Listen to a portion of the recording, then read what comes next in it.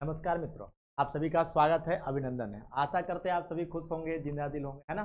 जैसा कि पिछले क्लास में मैंने आपको एनसीईआरटी सीरीज शुरू किया था और मैंने आपको मुख्य रूप से बताया भी था जो बीपीएससी की एग्जाम में पूरी तरह से एनसीईआरटी पे आधारित है। तो उसी को क्रमवार रखते हुए आज हम लोग उस अध्याय को पूरा करेंगे जो मैंने पिछले क्लास में आपको शुरू से प्रारंभ से बताने का प्रयास किया था कि क्वेश्चन किस तरह से बनाए जाते हैं। और जो हमारा चैप्टर था, तो मैंने आपको चैप्टर बताया था, वो था भारत का संविधान, अर्थात भारतीय संविधान का निर्माण कैसे हुआ। क्लास 8 से मैंने शुरू किया है। हाँ, ये मैं आपको बता दूं कि ये जो आपका कंटेंट है तो दिया गया है, ये एनसीईआरटी प्लस एडवांस कर दिया गया, अर्थात एनसीईआरटी के बातों को समाहित तो किया जाएगा, साथ में उसमें वो बातें भी समाहित किया जाएगा जो आपको क्लास 11 और 12 को है, अर्थात उसमें आपको एडवांस जोड़ दिया गया है ताकि आप किसी भी एग्जाम में बैठे तो भली भांति उस प्रश्न का उत्तर आप दे सकें। तो चलिए शुरुआत करते हैं। आज की शुरुआत ये ध्यान दीजिए, थोड़ा सा जब भी आपको सही समय पे अगर आपको वीडियो देखना है तो उसको सब्सक्राइब कर लीजिएगा, लाइक कर दीजिएगा, और हो सके तो प्रयास ये कीजिए कि आप एक सीक्वेंस में वीडियो को देखें ताकि आपको सारी चीज़ें समझ में आ जाए। मैं कोशिश करूंगा कि आपको 10 से 15 वीडियो में पूरी तरह से क्लास 6 से लेकर क्लास 12 तक का एनसीईआरटी प्लस एडवांस आपको सारे समाहित कर दें। इसके बाद जो मैं आपको सेशन लेकर आऊँगा, वो सेशन में लेकर आऊँगा आपको ऑब्जेक्टिव क्वेश्चनों का, ताकि आपका प्रैक्टिस भी हो जाए। और ठीक जैसे ही आपका ये टॉपिक कंप्लीट हो जाता है, इसके साथ आपको हिस्ट्री, इसी के साथ आपका करंट अफेयर, इसके साथ आपका साइंस, सारा सेगमेंट आपको एक साथ करवा दिया जाएगा ताकि आप एग्जाम से पहले आप पूरी तरह से तैयार हो जाएं। और आपको क्वेश्चनों का एक सीरीज में चलाऊंगा जो आपको पूरी तरह से मैराथन पर आधारित होगी, जिसमें सभी चैप्टर वाइज क्वेश्चंस रहेंगे। तो चलिए शुरुआत करते हैं समय को बर्बाद ना करते हुए। तो पिछले क्लास में जो मैंने आपको बताया था वो था क्रिप्स मिशन के बारे में। और क्रिप्स मिशन में बता चुका था आपका कि क्रिप्स मिशन क्यों आया है, क्रिप्स मिशन क्या जरूरत है इसका, और इसके लाने के पीछे क्या कारण था। पिछले क्लास में मैंने आपको ये बताया था। जाहिर सी बात है, जो आपका क्रिप्स मिशन है, जब आप पिछले क्लास में जब आप लोग देखे थे, तो अगर हम लोग थोड़ा सा प्रयास करें,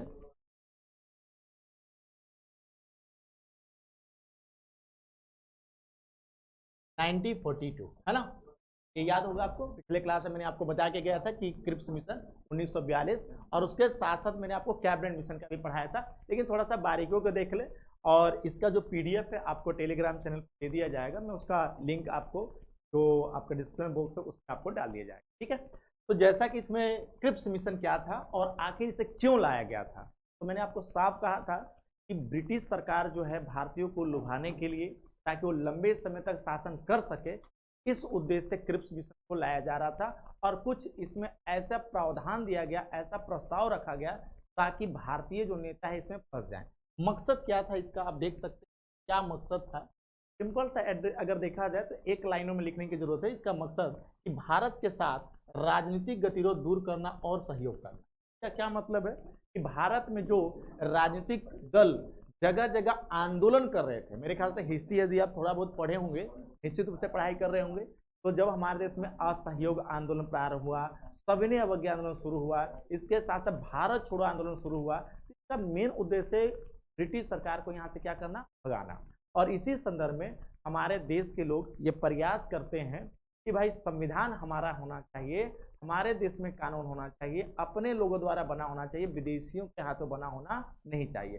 तो इसका एक उद्देश्य तो ये था, मकसद जो क्रिप्स मिशन का है वो है आपके पास कि भारत के साथ राजनीतिक गतिरोध दूर करना और उसका सहयोग करना, जो गतिविधियां चल रही थी ताकि आंदोलन आगे ना हो। भारतीयों का जो पक्ष है, जो भारत के जो लोग हैं, का मानना है कि नहीं, हम क्रिप्स मिशन के प्रस्ताव को स्वीकार नहीं करेंगे, तुरंत शासन का हस्तांतरण, युद्ध के बाद पुनः आजादी। इनका मानना है खास करके भारतीयों का कि यदि हम इसमें साथ देते हैं तो हमारा जो सत्ता है वो आपको यहाँ से हट जाना चाहिए, हस्तांतरण हो जाना चाहिए। और दूसरी बात, हमें युद्ध के बाद पूर्ण रूप से क्या मिलनी चाहिए, आज़ादी मिलनी चाहिए। लेकिन क्रिप्स मिशन का प्रस्ताव जो था, उनका सिर्फ ये कहना था कि हम सिर्फ और सिर्फ डोमेनियन राज का दर्जा देंगे, अर्थात आज़ादी तो मिलेगी लेकिन कानून बनाने का अधिकार नहीं होगा, ठीक है। इसके बाद इसमें प्रावधान क्या किया गया था, क्रिप्स मिशन की अगर बात करें तो प्रावधान की अगर बात करें तो युद्ध खत्म होने के बाद संविधान सभा का क्या किया जाए, गठन किया जाए। क्या अर्थ क्या हुआ, मैंने आपको पहले ही बोला था, क्या भारत में संविधान एक दिन में बना? नहीं, भारत का संविधान बनाने के कई वर्षों से विकास का क्रम दे रहा। उसमें कहीं ना कहीं क्रिप्स प्रस्ताव में इस बात का उल्लेख किया गया कि बिल्कुल आपको संविधान सभा बनाने की गठन मांग की जाएगी, लेकिन हमारी शर्तों को पूरा करना पड़ेगा। तो युद्ध खत्म होने के बाद संविधान सभा का गठन किया जाएगा। कुछ जो सदस्य के प्रांतीय विधायिका से होंगे और कुछ देशी रियासत से। क्या मतलब, इसका सीधा अर्थ यह है कि जो संविधान सभा में बैठक जब होगा तो वहां पर कौन कौन से लोग होंगे, कौन कौन से ऐसे लोग होंगे जो देश के हित में कानून बनाएंगे। तो मैंने क्या बोला कि कुछ सदस्य जो होंगे वो प्रांत के होंगे, अर्थात गिने चुने जो राजा महाराजा जो होते हैं उनसे अच्छे व्यक्ति हैं जो खास करके राजनीतिक पार्टी से वो संविधान सभा में बैठेंगे। यह प्रावधान किसमें किया गया, क्रिप्स मिशन में किया गया। उसके अलावे कुछ जो होंगे वो विधायिका से होंगे। विधायिका समझ, जैसे आज के समय में संसद है, आज के समय में राज्यों को चलाने के लिए विधानसभा है, ठीक वैसे ही भारत में पहले प्रांतीय विधानसभा होता था, राज्यों के अंदर भी होती थी, उसमें भी लोग बैठते थे। हाँ, ये कह सकते हैं कि ज्यादातर उसके यूरोपीय सदस्य होते थे। इसका मानना है कि इसमें प्रांतीय सभाओं से सदस्य क्या होंगे, चुने जाएंगे। इसके अलावा ये भी कहा गया कि जो भी सदस्य चुने जाएंगे संविधान सभा में समानुपातिक होंगे और वो प्रतिनिधि द्वारा निर्वाचन हो। अर्थात यदि मैं किसी ए नाम के व्यक्ति को ये चाहता हूं कि इसे नेता बनाया जाए, ये हमारा कल्याण करेगा, तो हम उसे क्या देंगे, मत देंगे, और मत देकर इसको संविधान सभा में बैठने की अनुमति देंगे। ठीक वैसे ही जैसे आज के समय में लोकसभा जब चुनाव हो रहा है तो आप अपने क्षेत्र के प्रतिनिधि को वोट देंगे और वो उन्हीं में से कोई एक ऐसा व्यक्ति होगा जो बहुमत दल का नेता होगा और वह देश के प्रधानमंत्री के पद पर नियुक्त होगा। ऐसी बात होती है। हो सकता है कई बार बहुमत ना आए, कई बार गठबंधन सरकार भी होती है, तभी नेता जो होता है वो प्रधानमंत्री के पद पर जा सकता है। फिर इन बातों को आप हटा दीजिए, मोटे तौर पर आते हैं कि जो भी संविधान सभा में सदस्य चुने जाएंगे, मेंबर चुने जाएंगे, जैसे आप लोगों को पता होगा कि संविधान सभा में कुल सदस्यों की संख्या जितनी निर्धारित की गई वो सभी की सभी जनता के द्वारा चुने गए थे। जनता ये मानती है कि यह हमारा कल्याण करेंगे और अपना मत देकर इसको भेजें। इसी सिलसिला को हम लोग आगे पढ़ेंगे और संसद में इसका उपयोग किया जाए। ठीक है, चलिए आप बोर्ड पे जो ये पॉइंट्स है आप चाहे तो इसका स्क्रीनशॉट ले लीजिएगा अच्छी तरह से, ताकि आप इसका एक अच्छा सा नोट्स बना सकें। आपको प्रश्न क्या आ जाएगा, क्रिप्स मिशन कब आया, क्रिप्स मिशन का प्रावधान क्या है, तो ये आपके प्रावधान है, इसको आपको याद रखना। ठीक है, नेक्स्ट की अगर बात करें, अगर आपसे ये पूछ दिया जाए खास करके अगर मेन मुद्दा पे कि हमें जो संविधान है, अगर संविधान की बात की जाए कि नए संविधान को स्वीकारने में दो शर्त रख दिया, अर्थात जब भारत में संविधान सभा की मांग की गई और संविधान बनाने की मांग की गई तो जो अंग्रेज लोग हैं, ब्रिटिश सरकार जो है, वह मुख्य रूप से दो शर्तें इसमें निर्धारित कर दी हैं। वो शर्तें क्या था, एक शर्त ये था कि जिन प्रांतों और रियासतों को संघ में शामिल होना है वो अलग संविधान बना सकेंगे। क्या बना सकेंगे, अलग संविधान बना सकेंगे। जिन प्रांतों और रियासतों को संघ में शामिल नहीं होना है वो अलग संविधान बना सकेंगे। अर्थात जब हमारा देश आजाद होने वाला था, आजादी के करीब चल गए, तो ब्रिटिश सरकार के तरफ से यह आया कि अगर आपको भारत में रहना है तो भारत में रहिए, यदि आप एकांत अकेले रहना है तो अकेले रहिए, या किसी और में मिलना है तो किसी और में मिल जाइए, और आप अगर अकेले रहते हैं तो आप अपना संविधान बना सकते हैं। तो एक बहुत बड़ी मतलब कर सकते हैं फूट डालो और राज करो जैसा मामला था, एक करना ये नहीं चाहते। तो क्या लिखा हुआ कि जिन प्रांतों और रियासतों को संघ, संघ का यहाँ मतलब है भारत के संदर्भ, जो भारत के अंतर्गत रहना चाहता वह तो भारत के अनुरूप कार्य करेगा, लेकिन जो संघ में शामिल नहीं हो तो मतलब भारत में शामिल नहीं होना है, वह अपना अलग संविधान बना सकता है। जैसा कि आप सुने होंगे जम्मू और कश्मीर न तो वो पाकिस्तान में मिला था और नहीं वो भारत में, वो अपना क्या बनाया, एक संविधान बनाया। खैर वो तो अब हमारे पास है, क्यों है कैसे है इसको हम लोग आगे के चैप्टर में देखेंगे। दूसरा कंडीशन है कि अल्पसंख्यकों के हित में। अब यहाँ पर एक टर्म आ जाता है अल्पसंख्यक, क्या आ गया आपके पास, अल्पसंख्यक की अगर बात करें तो जैसे भारत में एक संवैधानिक संस्था है अल्पसंख्यक आयोग। आप सभी को मालूम होगा कि अल्पसंख्यक किसे कहते हैं, तो ध्यान रखिएगा, अल्पसंख्यक का अर्थ ये न समझे कि उनकी जनसंख्या कम होती। अल्पसंख्यक का दर्जा प्राप्त करने के लिए जरूरी है कि वह आर्थिक दृष्टि से पिछड़ा हो, सामाजिक दृष्टि से पिछड़ा हो और राजनीतिक दृष्टि से पिछड़ा हो। ये तीन कंपोनेंट्स आपको ध्यान रखना है। जब भी आपसे पूछा कि अल्पसंख्यक किसको कहेंगे, तो अल्पसंख्यक का यह अर्थ न निकाले कि जिसकी संख्या बहुत क्या हो, कम हो। अल्पसंख्यक का यहाँ पर अर्थ है कि जो राजनीतिक दृष्टि से पिछड़ा हो, जो सामाजिक दृष्टि से पिछड़ा हो और जो शैक्षणिक दृष्टि से पिछड़ा हो, ऐसे जो समूह है खास करके से आप अल्पसंख्यक का दर्जा दे सकते हैं। भारत सरकार इसी प्रोटोकॉल के पालन करती है। तो यहाँ आपको याद रखना है कि वर्तमान में हिंदू को छोड़कर जितने भी भारत में धर्म हैं सब अल्पसंख्यक समूह में आते हैं, अल्पसंख्यक समुदाय में आते हैं। चलिए अब सवाल ये यहाँ पर, अल्पसंख्यकों के हितों की रक्षा के मुद्दे को संविधान सभा और ब्रिटिश सरकार के बीच समझौते से सुलझाएंगे। इसका मतलब ये था कि हमारे देश में जो मुस्लिम समाज था, हमारे देश में जो पारसी समाज था, हमारे देश में जो बौद्धिस्ट समाज था, उनकी एक अपनी अलग समस्या थी। और इनका मानना है कि जब संविधान बनाया जाएगा तो भाई संविधान सिर्फ हिंदुओं के लिए नहीं बनाया जाएगा, सभी धर्मों को ध्यान में रखते हुए बनाया जाएगा। और जो ब्रिटिश सरकार है का मानना है कि मैं अल्पसंख्यकों के हितों की रक्षा के लिए कहीं ना कहीं आपस में इस मुद्दे को सुलझाएंगे, जहां तक हो सकेगा अल्पसंख्यकों को भी उसके हित की रक्षा की जाएगी। यह प्रावधान क्रिप्स मिशन में शामिल किया गया, लेकिन ये शर्त है यदि आप संविधान सभा बनाएंगे तो ये आपको फॉलो करना। ठीक है, नेक्स्ट की बात अगर करें तो इसमें आप देख सकते हैं जब तक ऐसा नहीं होता है तो ये शक्तियां हैं गवर्नमेंट ऑफ इंडिया का, यहाँ पर मिसिंग है गवर्नमेंट ऑफ इंडिया की। जब बात करें भारत शासन अधिनियम का, तो इनका शक्ति जो है पूर्व की तरह नहीं होगा, बल्कि संविधान का एक अपना पावर होगा और उस शक्ति के अनुसार देश को चलाई जाएगी। इसमें किसी का हस्तक्षेप नहीं होगा। इस तरह का दायित्व कौन रखना चाहती है? ब्रिटेन। लेकिन ब्रिटेन का एक अपना बड़ा ही अच्छा रोल था कि यदि देश आज़ाद होता है तो कुछ को तो मैं अपने अंतर्गत भी रखूंगा, लेकिन इस बात को भारतीय मानने को तैयार नहीं थे। तो ऐसे में आपको थोड़ा ध्यान रखना है, भारत में जब क्रिप्स मिशन आया तो इस क्रिप्स मिशन सभी लोगों ने क्या किया, इसका बहिष्कार कर दिया। तो आशा करते हैं ये पॉइंट समझ में आ गया होगा। नेक्स्ट पॉइंट की हम लोग बात करते हैं। नेक्स्ट है क्रिप्स मिशन की असफलता का कारण। इसका प्रश्न कैसे बनेगा? आप जानते हैं कि बीपीएससी की एक खास बात है, जब आप बीपीएससी देते हैं या प्रश्नों को देखे हैं तो 5 ऑप्शन बनाता है। आपने तो क्रिप्स मिशन को पढ़ के गया है कि क्रिप्स मिशन किस वर्ष आया, आंसर आपका 1942 हो जाएगा।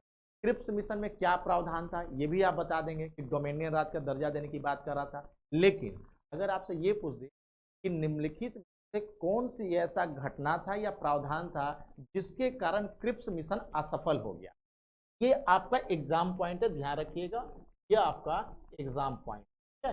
जैसे मान लीजिए मैंने आपसे ये कहूं कि कोई व्यक्ति अपने जीवन में सफल होता है और कोई व्यक्ति अपने जीवन में विफल होता है, तो इसका मेन कारण क्या होता है? कि कुछ खामियां, यही हो सकता है। ठीक वैसे ही क्रिप्स मिशन असफलता का कारण क्या है, तो आपको पॉइंट को बड़ा बारीकी से समझना है। पहला पॉइंट तो आपको यह था कि डोमिनियन स्टेट नहीं, पूर्ण स्वतंत्रता। अर्थात हम भारतीय चाहते थे कि हमें डोमिनियन राज का दर्जा नहीं दिया जाए, हमें कैसा मिलना चाहिए? पूर्ण स्वतंत्रता मिलना चाहिए। आपको मैं ये बात समझा चुका हूं कि पूर्ण स्वतंत्रता और डोमिनियन राज किस। पूर्ण स्वतंत्रता का मतलब है कि आप अपने घर में रह रहे हैं, क्या खाना है, क्या पीना है, कहाँ सोना है, कहाँ बैठना है, ये आपकी आज़ादी है।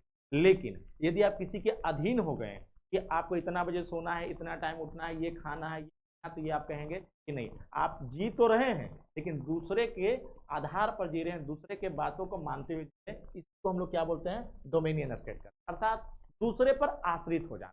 क्लियर यहां तक? नेक्स्ट क्वेश्चन है आपके पास, देशी रियासतों से निर्वाचन। तो देशी रियासत है, अब यहां पर समझने वाला पॉइंट है सर, ये देशी रियासत क्या? ध्यान रखिएगा, अगर मैं आपको देशी रियासत शब्द की बात बता दूं, थोड़ा सा इसको समझ लेते हैं कि देशी रियासत क्या होता है ना।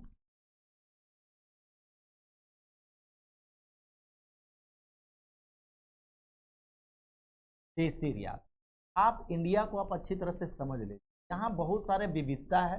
विविधता इन द सेंस का मतलब है बस में बैठ जाइए, अनेकों प्रकार के आपको लोग मिल जाएंगे, इसी को विविधता कहते हैं, है ना।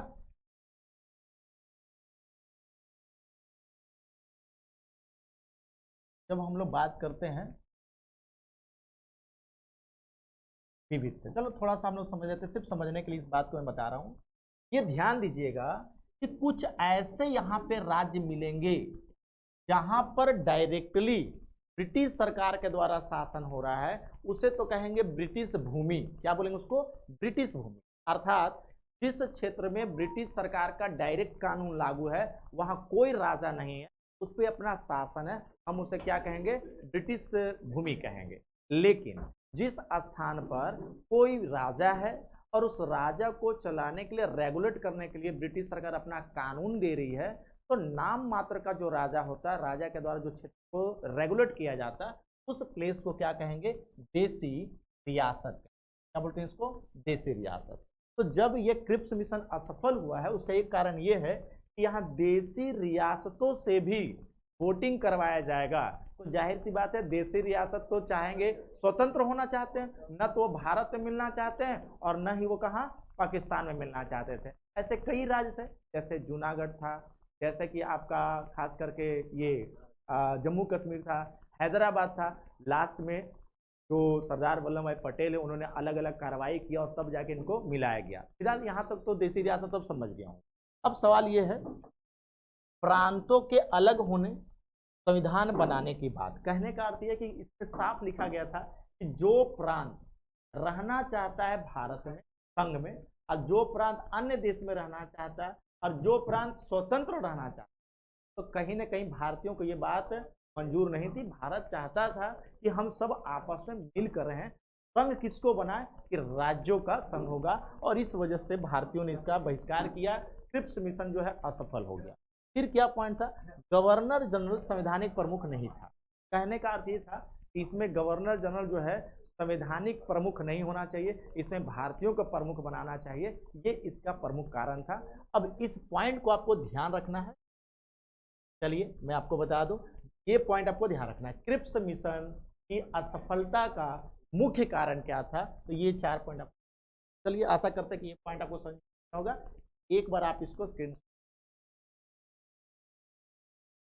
चलिए नेक्स्ट क्वेश्चन ये था आपके पास। प्रश्न जो था आपका, मैंने पिछले क्लास में कैबिनेट मिशन योजना पढ़ा दिया था। अब ज्यादा इसमें करने की जरूरत नहीं है कि कैबिनेट मिशन क्या है, क्यों आया था, है ना। वो आपको मैं कल पढ़ा चुका था। कैबिनेट मिशन आपको करने की जरूरत नहीं है, जो मैं आपको कल पढ़ाया था सेम चीज है। यहाँ से आप इसका स्क्रीनशॉट ले लेंगे तो ज्यादा उचित। ठीक है, आज हम लोग आगे बढ़ जाएंगे।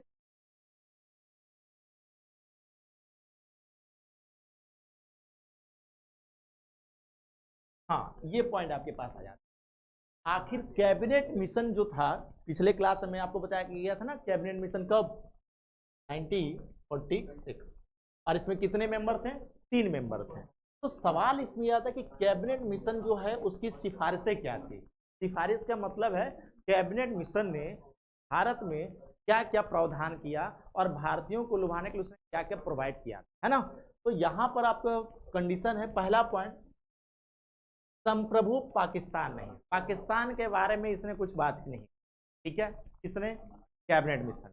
दूसरा, भारतीय जो संघ है ब्रिटिश प्रांत और देसी राज होंगे। अर्थात जो भारत जो बनाया जाएगा उसमें ब्रिटिश प्रांत, जो जहां जहां ब्रिटिश सरकार का शासन है, मतलब भारत के अंदर छोटे छोटे राज्यों में ब्रिटिश सरकार का शासन था, उसको मिलाकर, और जहां देसी राज्य हैं, अभी बताया मैंने देसी रियासत है, उनको मिलाकर भारत को तैयार किया जाएगा।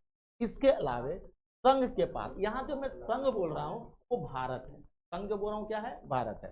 तो संघ के पास विदेश, रक्षा, संचार विभागों को चलाने की क्या होगी? शक्ति होगी। अर्थ क्या हुआ कि जब संविधान बन जाएगा, ये ध्यान रखने वाली बात है कि भारत के पास विदेशी मामले में, रक्षा के मामले में, संचार के मामले में और इन विभागों को चलाने के लिए शक्ति दी जाएगी। ये प्रावधान किसमें था? आपका कैबिनेट मिशन में।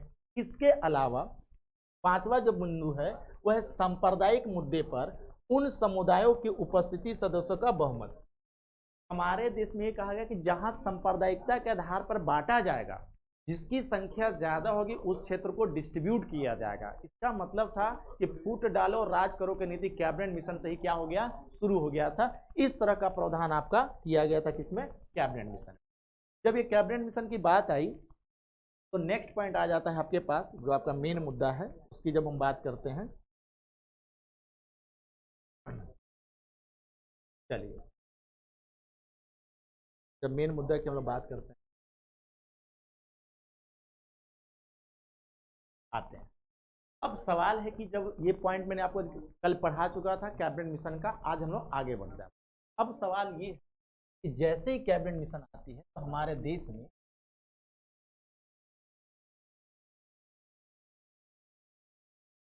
संविधान सभा, टॉपिक आपका ये बन जाता है। कौन सी सभा? संविधान सभा। अब सवाल है कि किस आधार पर बनाया गया, तो ध्यान रखिएगा जब भी आपसे ये पूछा जाए कि संविधान सभा का गठन किस आधार पर हुआ है, तो गठन का जो आधार है, गठन का आधार, गठन का क्या आधार, जब गठन की आधार की बात करेंगे, किसकी? गठन का आधार की जब हम बात करें तो ये ध्यान रखिएगा कि जो गठन का आधार है वो है आपके पास क्या? Cabinet mission. कैबिनेट है ना? कौन सा मिशन? Cabinet mission. पेपर में कई बार ये पूछ दिया जाता है कि यदि आपसे ये कहा जाए कि संविधान सभा का गठन किस आधार पर हुआ, तो संविधान सभा का गठन कैबिनेट मिशन के आधार पर किया गया था। क्लियर यहां तक? अब सवाल जैसे ही आपसे बन जाता है कि संविधान सभा का गठन तो हुआ, इसमें जो भी सदस्य चुनेंगे वो कैसे चुनेंगे? एक बहुत ही अच्छा इसमें प्रावधान किया गया था। अगर मैं प्रावधान की बात करूं, क्या अर्थ समझ जाइए, जो संविधान सभा बनाया जाएगा उसमें कितने मेंबर, कहां से मेंबर चुने जाएंगे, तो इसमें लिख दिया गया था कि देखिए भाई 10 लाख की जनसंख्या, 10 लाख की जनसंख्या पर, यहाँ पर 10 लाख की जनसंख्या। क्लियर यहां तक? 10 लाख, जैसे कहने का मतलब है 30 करोड़ की आबादी है, तो अगर संविधान सभा में सब आकर बैठ जाए तो भीड़ भाड़ हो जाएगा, सभी भारतीय जो है ना कानून बनाने लगेंगे। तो ये यहाँ पर जरूरत ये था कि वैसे समझदार लोग बैठे तो जनता पसंद करती। तो जनता को ये कहा कि आप मत दें, वोट दें, और वोट देकर आप संविधान सभा में लोगों को भेजें, वो आपके लिए देश के हित में कानून बनाया जाएगा। ये काम रहा। तो सवाल ये था कि एक प्रतिनिधि संविधान सभा में कितने लोगों पर बनाए गए, तो याद रखिएगा 10 लाख की जनसंख्या पर एक प्रतिनिधि चुने गए, एक प्रतिनिधि चुने गए। ठीक है, कितने प्रतिनिधि? एक। और इस तरह से संविधान सभा में पूरी तरह से अलग अलग राज्यों से, अलग अलग ब्रिटिश शासक के जो क्षेत्र था उनसे वो शामिल कर आ जाते हैं। नेक्स्ट पॉइंट, अब नंबर ये आ जाता है कि जब संविधान सभा में सभी लोग यहाँ पर सदस्य बनने के लिए गए, तो यहाँ संविधान सभा में कुल सदस्यों की संख्या क्या थी? कई बार ये फैक्ट डायरेक्ट आ जाता है, ध्यान रखिएगा। ठीक है, संविधान सभा में कुल सदस्यों की संख्या। ठीक है, तो जब कुल सदस्यों की संख्या की हम लोग बात करेंगे, ये ध्यान रखिएगा। ठीक है ना? अब इसको ऐसे कर ध्यान रखिए, जब भी आपको संविधान सभा की जब सदस्यों की बात की जाए तो यहाँ पर दो तरह के आएंगे। एक तो आपको आएंगे ब्रिटिश क्षेत्र। कौन सा क्षेत्र से? ब्रिटिश क्षेत्र से। अभी मैंने बताया था ना ब्रिटिश क्षेत्र किस का सवाल कैसे बनेगा बता देंगे। ठीक है, और एक आएगा आपको कौन सा क्षेत्र से? देसी रियासत। देसी रियासत। ठीक है, अब यहाँ पर थोड़ा सा ध्यान देने की, तो टोटल 300 जो 89 जो कुल मिलाकर, इसमें से ध्यान रखा गया कि 93 लोग हैं। कितने? 93 जो लोग थे वो खास करके आपके कहाँ से थे? देसी रियासत थे। और जो आपके 296 जो हैं वो मुख्य रूप से कहाँ थे? ब्रिटिश क्षेत्र से। बड़ा ही छोटा सा क्वेश्चन से, इसको ध्यान रखने की बात है, डायरेक्टली आपको आ जाता है ना, तो बिंदु पे आपको ध्यान देना है। और जैसे ही इस बात पे आप ध्यान देंगे, इसमें कई बार आप देख रहे हैं कि इसमें से भी जो 4 व्यक्ति हैं वो गवर्नर प्रांत से हैं। किस प्रांत से? गवर्नर प्रांत से। आसान सा क्वेश्चन बन गया। अगर फैक्ट की बात करें, जब आपसे पूछा जाए संविधान सभा में कुल सदस्यों की संख्या, तो आसान भाषा में 389। और जाहिर सी बात है अलग अलग क्षेत्र से, अलग अलग समाज से अलग अलग लोग इसमें क्या हुए? शामिल हुए। ठीक है, देसी रियासत से भी लोग आए हैं और ब्रिटिश क्षेत्र से भी आए। ब्रिटिश क्षेत्र उसको कहेंगे, वैसा क्षेत्र जहां पर राजा नहीं बल्कि ब्रिटिश सरकार का शासन था, वहां से भी लोग चुनकर। आशा करते हैं कि ये पॉइंट आपको समझ में आ गया होगा। नेक्स्ट पॉइंट की अगर हम बात करें, चलिए आगे की बात करते हैं, क्या इसका कंडीशन है। संविधान सभा बनकर हो गया रेडी। अब सवाल ये था कि ये लोग करेंगे क्या, है ना। तो संविधान सभा का पहली बार सब मिलकर बैठक बुलाएं कि हमें देश के हित में कैसे कानून बनाना है, ठीक है। अब इस तरह का जो आपका जितने अनुच्छेद है 395 जो हमारे संविधान में अनुच्छेद शामिल किए गए हैं, इसके ऊपर बातचीत होने लगा। तो यहाँ पर 9 दिसंबर 1946 को संविधान सभा की पहली बैठक, राइट।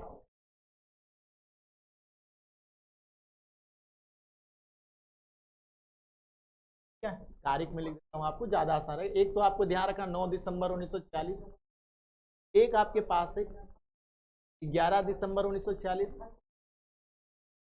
एक है आपके पास 13 दिसंबर 1946। ये बड़ा इंपॉर्टेंट है अपने आप में, क्यों जरूरी है इसको थोड़ा समझ लें, ठीक है। तो जो पहली बैठक हुई संविधान सभा का, वो आपका कब हुआ, 9 दिसंबर 1946 को, ठीक है। दिल्ली में यह बैठक कराया गया और इस बैठक में सभी लोग शामिल हुए। लेकिन एक बात का बड़ा दिक्कत ये रहा कि उस सभा को संबोधित करने के लिए, कंट्रोल करने के लिए, जैसे मान लीजिए आप कभी मीटिंग बुलाएं तो उस मीटिंग का एक चेयरपर्सन होना चाहिए, एक प्रेसिडेंट होना चाहिए, ताकि आपको कंट्रोल करे, नियंत्रित करे। अन्यथा हर लोग आपस में झगड़ा करने लगे कि भाई हमारी बात सही है, हमारी बात सही है ना। ठीक वैसे ही 9 दिसंबर 1946 को कैसी बैठक हुई संविधान सभा का, पहली बैठक। और जब ये बैठक हुआ, खास बात ये रहा कि यहाँ एक अस्थाई, टेम्पोररी अस्थाई अध्यक्ष चुने गए। लोगों ने ये कहा कि भाई परमानेंट तो चुनने का समय नहीं है, लेकिन आज का जो मीटिंग है कम से कम इस मीटिंग के लिए एक प्रेसिडेंट चुन लिया जाए। और ऐसे में जो अस्थाई अध्यक्ष हैं का नाम था डॉक्टर सच्चिदानंद सिन्हा, डॉक्टर सच्चिदानंद सिन्हा, ठीक है।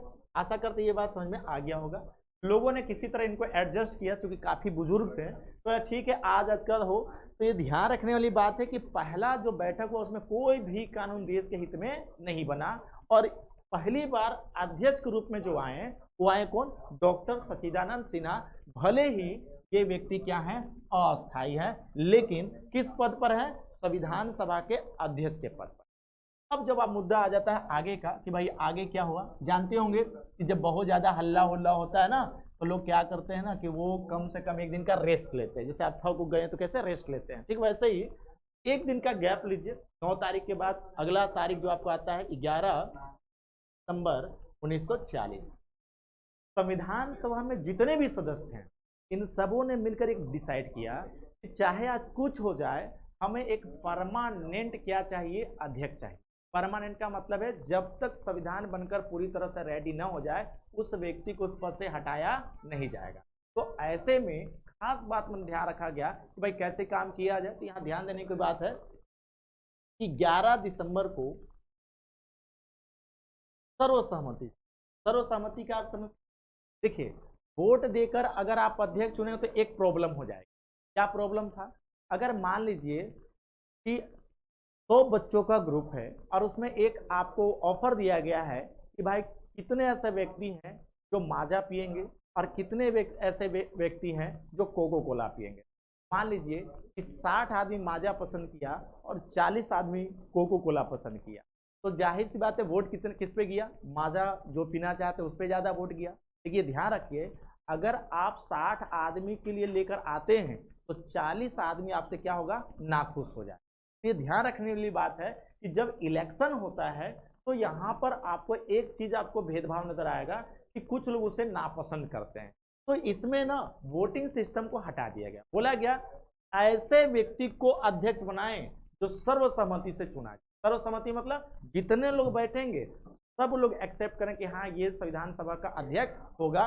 और ऐसे में अस्थायी अध्यक्ष जब हम बात करें, कौन सा अध्यक्ष, अस्थायी अध्यक्ष, परमानेंट की बात जब हम करते हैं तो ये आपको आ जाएंगे डॉक्टर राजेंद्र प्रसाद। ये वही डॉक्टर राजेंद्र प्रसाद हैं जो विद्यालय हमेशा लेट जाते थे और तंबाकू खाना पसंद, लेकिन देश के प्रथम राष्ट्रपति, है ना। तो डिपेंड करता है कि आपका स्वभाव क्या है, उस स्वभाव में कहीं ना कहीं जो भी गुण है उसको निखारिए, ये बात को देखा जा रहा था। तो यहाँ ध्यान रखने वाली बात है कि अस्थायी अध्यक्ष के रूप में इनको, अब लोग हल्ला करने लगे। एक बात बताइए, अगर ये व्यक्ति बीमार हो जाएगा तो क्या मीटिंग नहीं होगा? तो लोगों ने कहा एक काम करते हैं यार, अस्थायी तो है ही, एक उपाध्यक्ष भी बना देते हैं, अध्यक्ष तो हो ही गया। जब आपसे उपाध्यक्ष की बात, अच्छा उपाध्यक्ष का काम कब होगा? जब परमानेंट वाला अब्सेंट होगा किसी कारणवश, तो उसके स्थान पर कौन काम करेगा? उपाध्यक्ष काम करेगा। और जो उपाध्यक्ष का पद दिया गया वो दिया गया किसको? H.C. मुखर्जी को। तो आपको थोड़ा ध्यान ये रखना कि किसी का नाम याद न रखें। संविधान सभा में उपाध्यक्ष किसको बनाया गया? तो उपाध्यक्ष बनाया गया था किसको? H.C. मुखर्जी को। क्या नाम इनका? H.C. मुखर्जी को। मेरे ख्याल से आपको 9 तारीख और 11 तारीख की बातें याद हो गई होगी। अभी हम लोग सीख रहे हैं कि संविधान जो है कैसे बना है, डिबेट कैसे हुआ। ठीक है, चलिए नेक्स्ट पॉइंट पे आते हैं।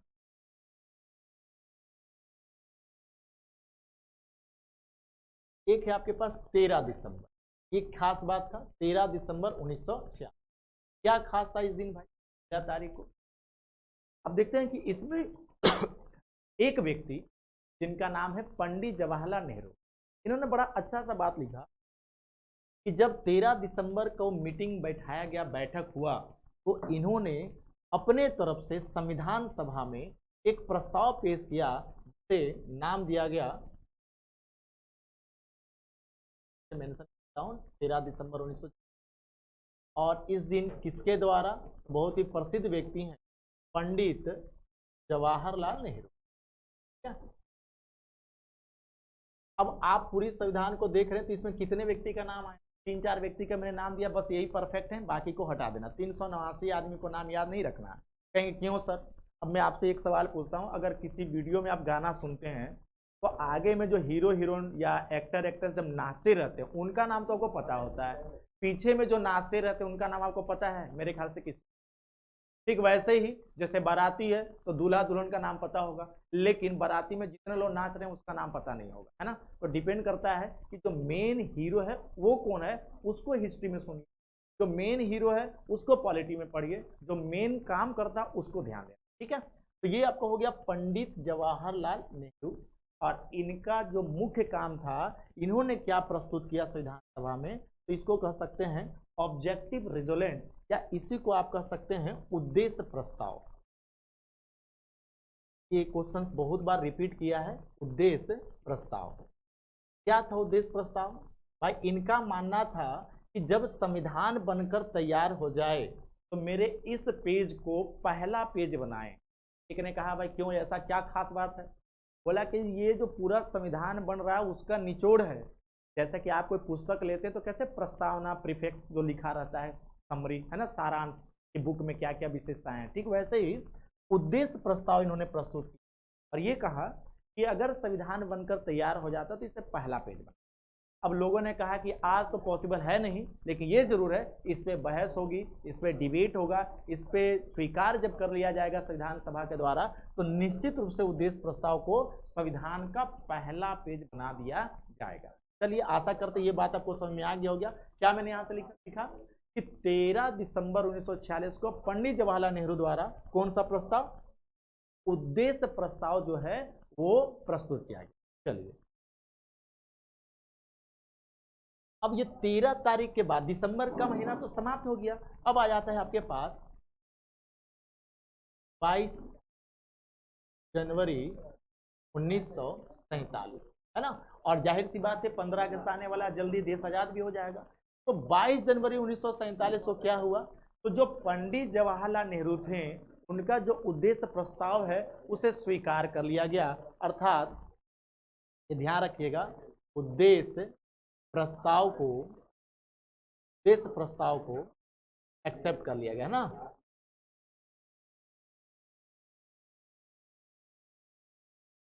चलिए एकदम नॉर्मल सा पॉइंट है। अगर मैं आपको कहूं कि उद्देश्य प्रस्ताव प्रस्तुत कब हुआ, तब तो उत्तर दीजिए आप क्या, 13 दिसंबर। और एक्सेप्ट कब किया गया, इसको स्वीकार कब किया गया संविधान सभा के द्वारा, तो ये तारीख आपको ध्यान होना चाहिए 22 जनवरी।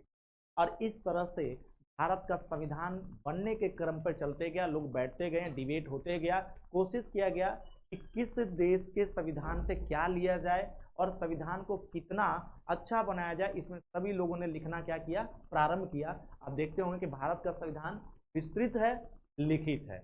अब ऐसा क्यों? जाहिर सी बात है, आपको बोल दिया जाए गाय पर लेख लिखे तो आप खूब लिखने लग जाएंगे, क्योंकि आप जानते हैं कि वैसा ही कोई भी चीज़ जो रिटन फॉर्मेट में होता है तो बड़ा विस्तारित हो जाता है। तो हमारे देश में जो एक विविधता है, अनेकों प्रकार के धर्म जाति के लोग रहते हैं, सबके बारे में इसमें लिखना था। तो निश्चित रूप से विशाल देश है तो स्वाभाविक है इसका विस्तृत, अर्थात भारतीय संविधान की एक बहुत अच्छी विशेषता यह है कि यह विस्तृत भी है और यह लिखित। ठीक है, यहाँ थोड़ा आप याद रखना है आपको। चलिए इस बात को थोड़ा यहाँ पर कंप्लीट कर देते हैं। अब मुद्दा आ जाता है नेक्स्ट का, ये बनकर जब रेडी हुआ तो इसकी खास बात क्या है ना। एक बात हमेशा याद रखिए कि दो लाइन आपको यहाँ से ध्यान रखना है, और वो है आपके पास संविधान सभा की अंतिम बैठक, जब इसका अंतिम रूप दिया जा रहा है, संविधान सभा की अंतिम। और इसके पहले एक छोटा सा लाइन ये है, संविधान को स्वीकार कर लिया गया, अंगीकृत किया गया, है ना। संविधान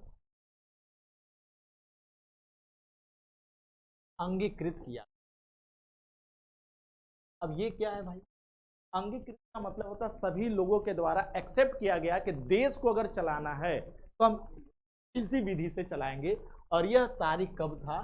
तो संविधान अंगीकृत, संविधान आंशिक रूप से जो देश में लागू हुआ, थोड़ी बहुत कमियां थी, वो था आपके पास 26 नवंबर 1949। ठीक है, 340। अब आसान सा भाषा में याद रखिए, संविधान अंगीकृत कब हुआ है? तो उत्तर आपको ये वाला बनेगा। आज इसी के दिन हम लोग संविधान दिवस मनाते हैं। दूसरा, संविधान सभा की अंतिम बैठक कब हुई है?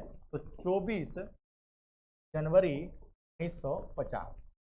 24 जनवरी 1950, 24 जनवरी 19। ये संविधान सभा की क्या हुई? अंतिम बैठक हुई।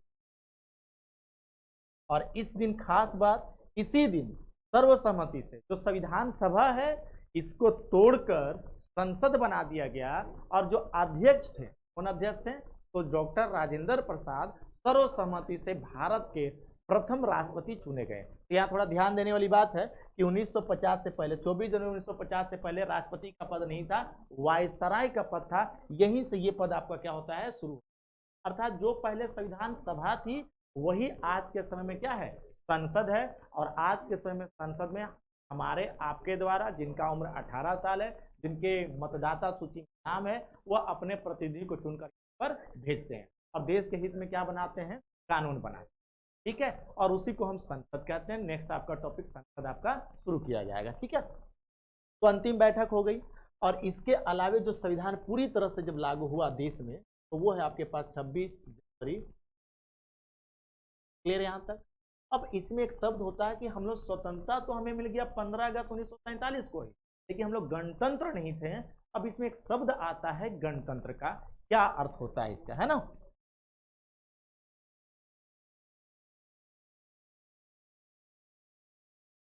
अब आपको मैं कुछ यहाँ पर पॉइंट्स देता हूं जो आपको समझना बहुत ही क्या है? अनिवार्य है। क्या पॉइंट है इसका? देखिए, एक शब्द है आपके पास गणतंत्र। कई बार डायरेक्ट क्वेश्चन आता है गणतंत्र का अर्थ बताएं, जिसको बोलते हैं रिपब्लिक। क्या बोलते हैं इसको? रिपब्लिक। और पूरी तरह से हम लोग गणतंत्र कब हुए? गणतंत्र का मतलब क्या है कि भारत में कोई भी पद अनुवांशिक नहीं। उस पद पर ऊंच नीच, अमीर गरीब, छोटा बड़ा, कोई भी जाति का लोग उस पद पर जाकर बैठ सकता है। अर्थात राजा का बेटा ही राजा नहीं बनेगा, कोई भी पद अनुवांशिक भारत में नहीं होगा। हम इसी को क्या बोलते हैं? आशा करते ये बात आपको आ गया होगा। इसी के साथ साथ एक शब्द आता है आपका क्या?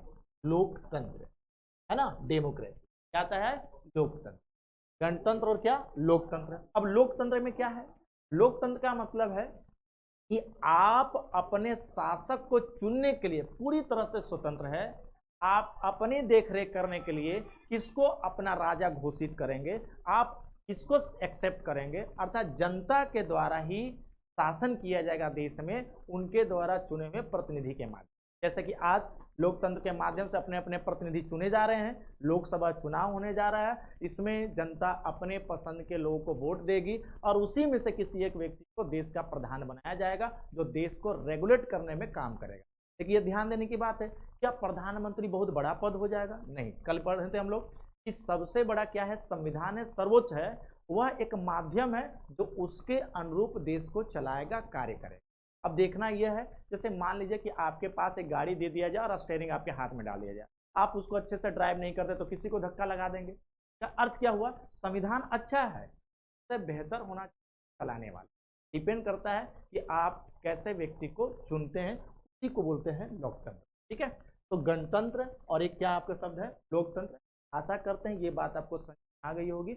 अगले क्लास में हैं, तब तक के लिए